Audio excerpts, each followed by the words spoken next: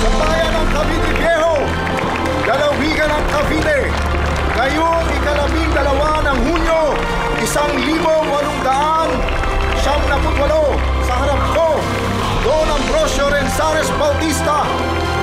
Auditor de Guerra at sadyang komisyonado na itinalaga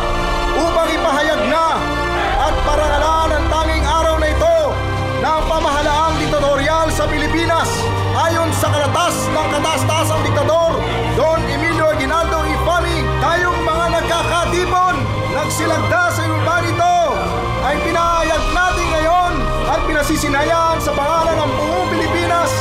ang ating karapatang makapamuhay ng malaya at nagsasarili, hiwalay at kalag na kalag sa kapangyarihan ng Espanya. At ngayon, hawak ko na ang watawat na aking winabagayway sa harap nitong kapulungan at nanunumpa naman tayong lahat ng buong taimtim na ito'y mamahalin at ipagtatanggol hanggang sa kauli-uli ang patak ng ating dugo.